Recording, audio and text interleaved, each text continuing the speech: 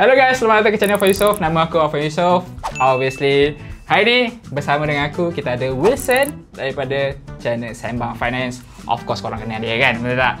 So hari ni kita nak main game dengan Wilson, yang mana kita akan main game setuju atau tak setuju, and aku akan tanya Wilson beberapa soalan tentang personal finance. And bila dia cakap setuju atau tak setuju pasal statement tu, dia kena justify kan kenapa dia cakap macam tu. Okay Wilson, ready tak? Ready.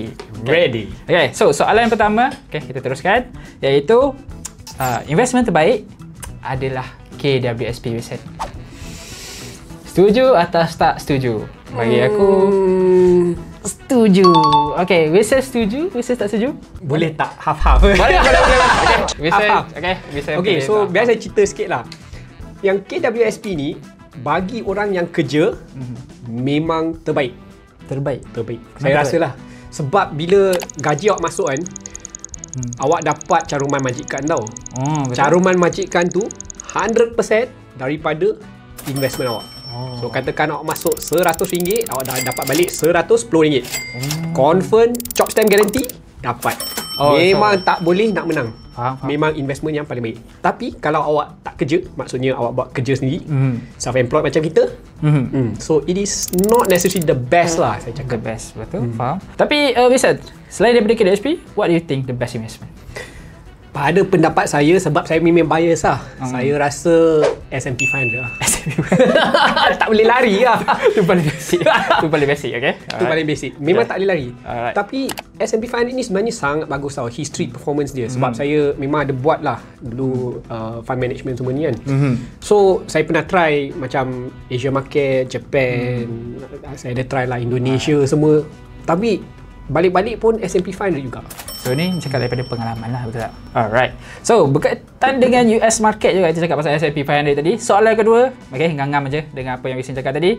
Okay Wilson, soalan kedua adalah lebih baik melabur dalam US market berbanding bursa Malaysia untuk investment long term. Okay, yang ni kan, kalau awak nak patriotik, awak boleh melabur lah sikit dekat bursa tu. Tapi kalau awak nak dapat duit yang banyak lah, kena pergi US. Malangnya. Okay, Wilson, mungkin orang kat luar sana yang baru nak melabur tak faham kenapa kita tak nak melabur dalam bursa. Boleh tak you explain sikit macam mana return performance dekat bursa kalau you tahu? So, saya tak ingat yang bursa punya, tapi setahu saya lah, dia tak sampai S&P 500. S&P 500 dia boleh dapat, kalau average keluar, lebih kurang 10 hingga 11% setahun. Saya tak cakap pasal counter lah. Sebab kalau counter individu tu, memang kadang-kadang dia boleh naik turun lah, kita tak tahu kan. Sebab berdasarkan pengalaman sendirilah melabur dalam KLCI Index ke apa, saya tengok history performance KLCI Index pun tak memberang sangat-sangat. And kalau untuk long term, kita cakap pasal 20 ke 30 tahun, lagi logik kita invest dekat US market sebab dia performance tu dia back by returns yang telah diproven lah. And ada banyak research juga pasal US market, terutamanya S&P 500. So of course kita nak melambur dalam tempat yang proven, betul tak? Okay. So yang ketiga pula, semua orang patut ada kripto dalam investment portfolio. Setuju atau tak setuju? Setuju. Okay. Ni first time kita separate opinion. Okay, Wilson nak start dulu kah? Okay. So, pada pendapat saya, kripto ni, saya pernah cakap lah dalam saya punya channel, kenapa saya tak setuju sangat dengan kripto. Masalah dia, fundamental dia susah sangat. Biasanya bila kita beli benda lah, nak pegang untuk masa yang lama, kita kena faham apa fundamental dia. Kat bawah dia, mesti ada sebab orang lain nak beli. Kalau sebab itu adalah kerana semua orang lain beli, maksudnya dia tak ada fundamental. So kalau semua orang tak beli, habis. Katakanlah, kalau awak cakap FCPO, maksudnya palm oil, tak kira macam mana pun, kalau awak beli tak beli pun, dia ada baseline usage. Maksudnya, tak kira apa pun, ada orang akan beli. So, dia harga dia macam mana sekalipun, dia tak akan turun sampai kosong. Tapi untuk kripto, saya tak tahu siapa yang nak pegang. Basically tak ada usage. Dia tak ada usage. Bukan sekarang mungkin tak ada lah. Mungkin masa depan kita tak tahu. Saya tunggulah sampai masa depan lah. Okay. So apa yang Wilson cakap tu aku sedikit setuju, tapi aku rasa untuk kripto lah, okay, daripada segi aset atau kita nak bagikan aset kita, portfolio kita basically, untuk kita ambil risiko sikit dalam speculative asset macam kripto tu is okay. Tapi sebenarnya bergantung pada usia jugalah, okay. Kalau macam kau tua, kau nak guna duit tu dalam 5 ke 10 tahun, aku rasa kau tak avoid kripto, okay. Kau boleh jangan masuk dalam kripto atau mana-mana high risk asset, okay, yang spekulatif terutamanya. Tapi kalau kau nak invest and kau nak rasa macam kau mungkin akan nampak return aset tu tinggi untuk 5 ke 10, 15 tahun akan datang, and kau percaya aset tu akan jadi something yang useful untuk semua orang in the future, terutamanya yang semua orang tahu macam Bitcoin, bukan macam kita cakap pasal altcoin ke apa, then it's okay to invest dalam mainstream crypto. Tapi kalau macam bukan mainstream crypto, then aku kalau boleh nak avoid lah. Okay, so Vincent cakap setuju, aku cakap setuju. Alright, so kita gerak kepada soalan keempat pula. Okay, bayar guna debit card lagi bagus daripada credit card. Okay Vincent, jadi kita cakap pasal your punya opinion pada debt. Aku tak setuju. Tak setuju juga. Okay, Vincent start. So, saya tak setuju lah sebab pakai credit card sebenarnya memang lagi bagus. Tapi masalahnya, banyak orang dia tak boleh kawal. Tak boleh kawal, itulah jaga masalah hutang dia.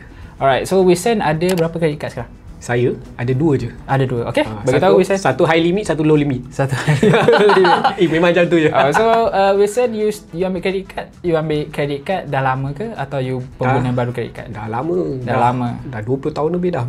Maksudnya bila saya dah keluar uni, saya dah apply dah. Wow, lebih kurang. Okay, kita ada lebih kurang. Tapi sebenarnya aku tak setuju juga sebenarnya yang debit card lagi bagus daripada credit card, sebab aku rasa credit card tu memang banyak benefit, cuma dia bergantung pada kau punya tolerance untuk berhutang lah. Contohnya kalau macam kau jenis yang tak boleh berhutang, then it's better to use debit card. Debit card is superior kalau kau ada cash yang banyak, tapi kalau kau macam nak guna cash tu untuk investment, then it's okay if you use credit card, tapi spare sikit cash tu untuk bayar yang punya credit card. Okay, so hutang is bad, tapi hutang yang dikawal is good thing. Alright, dan kita bergerak ke soalan yang terakhir, unfortunately. Sekejap aja segmen ni. Okay, ini yang aku rasa Wilson agak suka juga. Emas itu adalah pelaburan yang selamat, Wilson. Setuju tak setuju? Aku tak setuju juga. Kenapa kita sama je? Bila kita nak bergaduh? Sebab kita ni financial YouTuber, so kita faham. That's why. Okay, kenapa Wilson cakap emas itu adalah pelaburan yang tak selamat? Okay, sebab tak setuju. So, okay, pada pendapat saya lah, ni datang dari pengalaman jugalah, sebab saya dalam bekas portfolio manager tu. Biasanya, kawan saya yang trade emas, menganggap dia sebagai instrumen spekulatif. Tak pernah pun dia terfikir benda emas tu adalah pelaburan selamat. Sebab dia anggap emas tu sebagai satu spekulatif, meaning tak semestinya dia akan naik selalu. Dia tak naik selalu. So kalau kita tengok trend baru-baru ni memang sampai 3,000 lah. Semua orang kata emas bagus semua. Tapi awak kena faham, untuk 20 tahun yang lepas, in fact maybe 25 tahun yang lepas, harga emas tak sampai pun 1,000. So memang baru-baru ini, sejak saya rasa 5 tahun kebelakangan ni lah, baru harga emas tu naik. Sebab Central Bank China banyak beli. Central Bank India pun ada banyak beli. Dia orang mula hoarding Dia orang hoarding. Mungkin ada something lah dengan US tu. So saya rasa that's why dia orang beli. Baru harga emas tu naik. So kita tak tahu bila harga emas tu akan naik. Kalau awak cakap emas tu pelaburan selamat, tak kira apa terjadi pun, harga dia patut stabil. Tapi tak. Harga emas untuk 25 tahun dia kat bawah. Tak sampai pun 1,000. Lepas tu baru-baru ni 3,000. Ya, dia naik kau-kau je. Naik kau-kau. Actually, apa yang Wilson bagi tahu tadi sebenarnya aku pun baru tahu. Tapi sebab aku pun dah buat research sendiri pasal emas sebelum ni. Sebab aku search yang dulu emas memang dia macam dia buat U shape, kerana U shape. Tapi dia berada dalam dekat bottom tu, dia nak even out dia punya last high price tu, dia ambil masa yang agak lama berbanding aset lain. So bila kau berada dalam stagnan kat bawah tu, it's quite something yang high risk kalau kau melabur. Okay, bayangkan kau cakap, emas, aku simpan emas 10,000 dalam emas, tapi kalau nak tunggu emas balik harga pada harga yang kau beli tu, ambil masa 10 tahun. So it's not logic lah. Sebab kalau kau invest dalam S&P 500 10 tahun, return yang kau dapat tu mungkin dah berapa kali ganda lagi tinggi daripada emas masa tu. Saya bercakap lah, ni sebenarnya filosofi emas lah. Saya rasa debate ni lah akan memang sampai generasi cucu cikit dia. Betul. So sebab Warren Buffett selalu kata emas adalah pelaburan non-performing asset. Maksudnya kalau pegang emas tu, dia store value tapi dia tak menjana value. So katakan dari saya beli emas, lebih baik saya beli rumah. Betul. Sebab rumah pun dia akan meningkat harga dalam jangka masa panjang, betul tak? Emas pun katakan akan meningkat lah, okey, dalam 30 tahun dia pun akan meningkat. Tapi sepanjang masa awak pegang emas tu, dia tak mencana apa-apa pun. Mungkin awak kena bayar duit lagi sebab nak simpan dalam bank kan. Tapi kalau awak beli rumah, at least rumah tu dia boleh mencana pendapatan. Mungkin boleh collect rental. Betul. Kita Emas just you simpan and then you tunggu je. Simpan tunggu je. Dia tak ada function sangat lah. Alright.